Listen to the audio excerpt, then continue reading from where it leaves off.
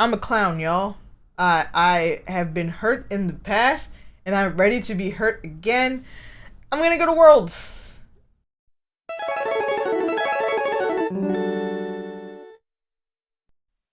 What's up, guys? My name is Kai, and I'm the Nerd of Strength, and today we're doing something very different to what I usually talk about. So, we're going to be discussing World's Strongest Man 2022, which is happening in only, I believe, about 65 or so days from the time of this recording in Sacramento, California, from May 24th through the 29th.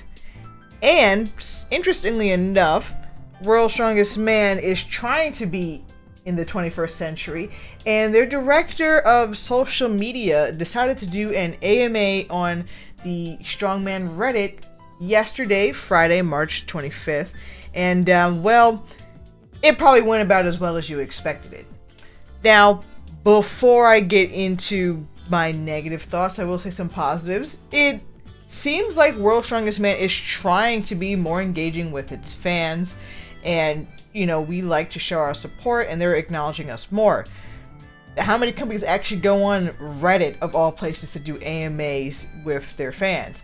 They could have done it on Twitter, they could have done it on Instagram, but they decided to go on r/Reddit, which is definitely, I would say, a small but vocal minority. I would say there's more the hardcore fans there. I myself am frequently on the Reddit, but we're definitely a passionate bunch over there. But anyway, they decided to do an AMA, and while they're the director of social media, you could obviously probably guess what types of questions that they got during the AMA, and they responded to some questions and some not at all. I will say that there were some questions that just didn't warrant a response, which totally understandable. I posted a couple questions myself, and they did not respond to the first one, which made me a sad panda. But they responded to my second set of questions, and we're gonna go through that. Obviously, I'm not gonna read through every single question and answer through the AMA, but I'm gonna go through some major highlights. So, first off, starting at the top, we're gonna sort from by oldest to newest. The post starts out with, "I am the director of social at the World's Strongest Man AMA. Long-time lurker, first-time caller. Figured we could formalize the banter we've had over the last few weeks and have a sit-down discussion about the 2022 competition and World's Strongest Man at large. I'll do my best to answer what I can, but keep in mind that my remit is social and digital content. I'll answer questions live this upcoming Friday, March 25th at 2 p.m. Eastern Standard Time. Edit. Obviously, a live stream is the hot topic, and I'll do my best to answer, but let's talk about social and social content here. The mean comments is always a popular video. What other stuff would you want to come out of this year's comp? A live stream. Showing all of the events. Showing every athlete doing all of the events. Not cutting out the pressing events in the US broadcast. Obviously, through our mod Esam, who also runs Strongman Archive, says this account has been verified by the mod team. Enjoy the AMA, everyone, and please keep it civil." Yeah, like I said, for the most part, it was a mostly civil discussion, but we will get into some of the comments that they just kind of choose to ignore. A main one that they answered was the first question here was, does World's Strongest Man have a strategy in place for making the competition easier to watch, and easier to watch live, or approximately live in particular? In prior years, the hardcore fan base is reduced to snippets on social media posts and viewing spreadsheets. It doesn't seem particularly realistic in the social media age to have such a long gap between the competition and when it is televised. I understand that TV rights are one of the ways the organization makes money, but I'm still just curious as to your thoughts on making the whole thing more viewer friendly and timely. I think that is a completely fair and just question to ask, and it's always on all of our minds. This question has about 100 upvotes on the Reddit, and I definitely agree with them. You wouldn't expect to watch the Super Bowl 6 months after it already took place and expect, to have the results keep quiet for 6 months. No, you wouldn't. Same goes for the NBA, MLB, what have you. It is still a very esoteric way that World's Strongest Man does everything, but will we get out of the dark ages? I don't know. Maybe not for another couple of years, which sucks to say, but it's probably more realistic. They actually did respond to this, and I will say it is one of their most downvoted comments in this thread. It has -6 points on the Reddit. They responded, "I am not involved in rights management, but I would counter by saying that we are the easiest comp to watch." Bullshit! No, you're not. Absolutely not. No way in hell. Which is why our linear broadcast averages 1 million viewers per episode when they first air in both the US and the UK, and why we have broadcast partners in over 70 countries. I think you hit the nail on the head by pointing out that the hardcore fan base is asking for more, which is why I'm here. The director's cut log lift video was something you guys asked for. It was a great idea. We've done a live broadcast on site the last couple of years on Facebook that's been produced around what hardcore fans were asking for, within limitations of still having to save comp footage for the broadcast. My remit is social and digital media, so tell me what you want to see this year and I can try to make it happen, within reason. I do say so myself, though. We're killing the social media age. In 2020, World's Strongest Man has had more views, 1.82 billion on Facebook, than Formula One, the NFL, and MLB. The following years, World's Strongest Man had over 2.1 billion impressions alone on Facebook. We operate 2 different World's Strongest Man weekly Snapchat shows aimed at a younger audience and telling athletes stories that routinely get over 1 million views per week. Our Instagram has a 36% growth rate of over the last 12 months, which scorching hot when you have the number of followers we have there. Now, I strongly kind of disagree with that. Do I have a background in social media? No, but to say that you get at least 1 million views in the US is definitely a lie. It has to be.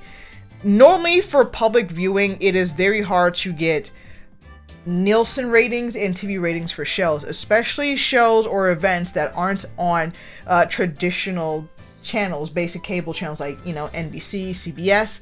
And you have to remember, in the US, only the first heat and the finals are broadcasted on mainline CBS. The rest of the event is shown on CBS Sports Network, which is a premium channel, which, you have to buy.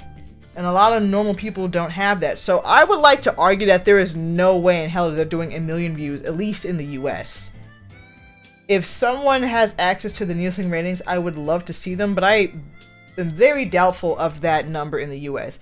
In the UK, I can actually believe that number, but again, in the US, there's just no way. A couple of Reddit users did respond to this by saying, yeah, half a year later when we already know who won. I don't want to watch the Super Bowl game half a year later when the winner's already known. And like I said, I made that point earlier, and it's a good point. The next person responded, how are you killing the social media age when you have 1/5 the followers of Thor and less than half of Shaw's? NFL has 24 million followers, more than double their legend Tom Brady. Also, sorry, but there's no way in heck you get more views than the NFL, even if we're just talking about Facebook. Funny enough, they're still responding to a couple of posts here as of the time of this recording. They also verify it for yourself via CrowdTangle. It's Meta's free analytics tool. Full year of 2020, the year I started, the year in reference. Now, I am shocked that they actually do have the numbers to back that up. That could be inflated, I don't know. Now, I'll put the analytic on screen for everybody to see, and that does look impressive, and I oddly still don't believe that those numbers are real. Honestly, if it wasn't for Eddie, say what you will about Eddie, if it wasn't for Eddie, we'd probably still kind of be in the dark ages of World's Strongest Man, where the winner wasn't allowed to say anything until Christmas time about if they won or not. So, it's a little too late in my opinion. I'm happy that they're trying to improve now, but again, it just seems very little too late for me. It's so weird. So, my first set of questions I thought were pretty respectful. I got like 10 upvotes on them. I wasn't being rude in my questioning. And what I stated was, everybody has already asked about the live stream, but what about the fans who want to attend in person? There's only 66 days until Worlds and still more information on the VIP tickets. If you want fans to attend and have big crowd numbers, you need to treat the fans with respect. People need time to take off work, get flights, tickets, and hotels. My next question was also curious about the fan zone experience that was just announced. Again, something that should have been promoted earlier. Will there be an organized way to meet all the athletes and get pictures/autographs? Can we buy merchandise? Does the event need volunteers or staff? Because I would sign up in a heartbeat, and I'm serious about that last part. And I still am very serious about that. If you need staffing or volunteering, I do have immense experience in event planning and event organization. And the next one that I asked was, since this is the 45th anniversary of WSM, is there any special documentaries in the work? If not, there definitely should be some behind the scenes featurette. And I ended it by saying, on a positive note, thank you for uploading past WSM heats and the finals in HD, hoping for a proper footage of the 2015 and 2016 soon. Will you be able to upload the ESPN era of WSM as well? And again, I think my line of questioning was pretty respectful. I did maybe come off a little harsh, but I still stick to the fact that they need to treat their fans with respect. If you are a subscriber to this channel and you watched all the way back in 2019, I did my own little feature of like what it was to see Worlds through the fans' eyes, and a lot of people agree, like there's a lot of downtime, there's a lot of waiting. It's somebody who I met down there, Will, made a very good point that, you know, they want the fans to jump through hoops. They need us to cheer and applaud and to make the area around the event look like it's crowded and has a lot of fans. Without us, this looks like a desolate car park like back in the old days of WSM. So they need us as much as we need them, and they should treat us with respect. I personally don't think 66 days is enough time if you maybe are on a tighter budget or you need time off from work. Not everybody can just drop everything in a moment's notice and be like, fuck it, I'm going to Sacramento. So, if with that in mind, they should do this maybe 100 days in advance for hotels and tickets. And I understand we're coming out of, you know, massive COVID shutdowns, but you should still treat us with respect and give us time to plan and prep if we're going to take vacations. I myself live on the East Coast. It's not just easy for me to drop things at a moment's notice to travel across the country to see this event. So that is my main gripe. And of course I'm a sad panda because they didn't respond to my question. So that sucked. But I did ask more questions later, and we're gonna go through that in a bit. Another question that I'd like was, somebody asked, how hard is it for Colin to pick the events when Eddie isn't competing? Little tongue-in-cheek there. But they responded, WSM fans give both too much credit for the things they don't like and too little respect for what Colin actually does with us, which is mostly behind the scenes. As tournament director, he works with a team at IGM to come up with athletes and events that try to challenge athletes and to entertain fans. But he is not the czar, and he wouldn't say he is. I think the Space Cowboy would. Anyway, he's been a big ally for us on the social media team. Sometimes I'll email him because we're researching a Snapchat or a YouTube piece, and not only will he email us back immediately with the exact details we're looking for, he'll inspire 2 or 3 more pieces of content. If anything comes up from this AMA, hopefully fans will realize that there's a team behind this operation and not one guy making decisions, or just one person who even has the ability to play favors. And the last question I'll read just happens to be my own, not because I'm an egomaniac, but because it leads into the next part of this video.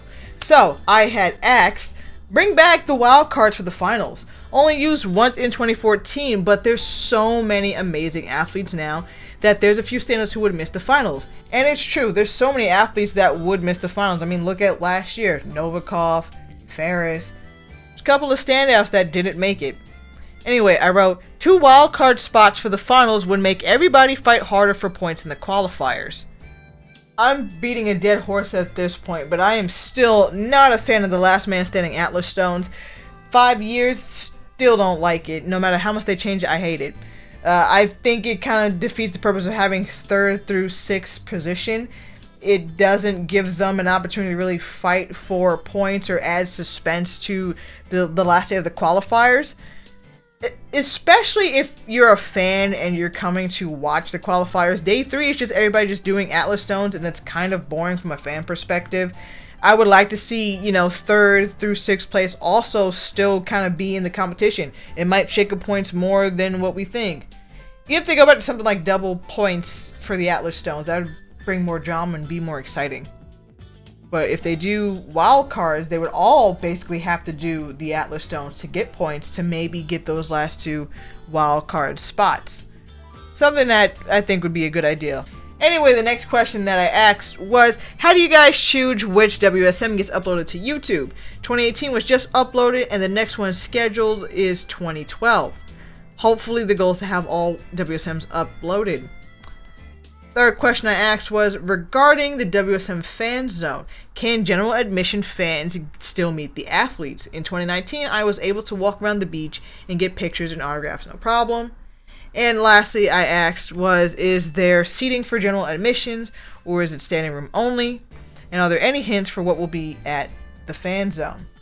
So, if you guys don't already know, World's Strongest Man is offering VIP tickets for this year's event. This is the first time that they're doing paid ticketing. Last year they had ticketing, but that was more of like COVID control to see how many fans could actually get into the event. But this is the first time that they're offering a paid experience for Worlds. Usually you just show up and watch the show for free and enjoy. There was no seating. You stand around on a hot beach or in a hot parking lot, whatever. Bring your own chair if you need to. But this year they actually have fan VIP seating and events, and I'm gonna go more into that in a bit. So they actually responded to me. They wrote, never say never, I guess regarding to the 12-man final of the wild cards. The next thing that they wrote was, there is and isn't a strategy to what we're uploading. Typically during the premiere, someone will comment, do this year next, and others will chime in, so we do that year next. I have all 44 comps digitized, organized, and stored in the cloud. So it's really just dependent on which one we want to upload. We put out a ton of the archive on Instagram, Twitter, and Facebook too, and a lot more frequent than YouTube. The next thing they wrote was, I can't promise you'll meet any athletes in general admission. The structure is a lot different than 2019, with the VIPs being inside the competition area and the closest to the action. And the next thing that they said was, there's only standing room only for general admissions. And they also wrote, the fan zone will have food trucks, activities, local vendors, and stuff from across the Strength community. It'll definitely be somewhere you want to be in between event heats. With that being said, and this goes to the next part of the video, I'm a clown. I'm a clown, y'all. I am ready to be hurt again. I'm going back to Worlds. Last time I went to Worlds was 2019, but I'm willing to give Worlds one more chance. Even though I talk a lot on this channel about don't go to Worlds, if you're going to go to a strongman show, go to Ultimate Strongman, go to Giants Live, go to WUS, go to Arms, go to any other organization shows besides Worlds, because Worlds is not fan friendly.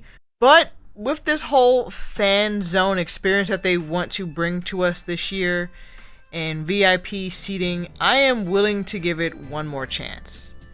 Plus, World's Strongest Man this year happens to fall during my birthday. My birthday is May 26th. I'm a Gemini, and you know what? I want to treat myself. I can't see doing anything better than seeing some of my favorite athletes compete in a show that I like. So why not?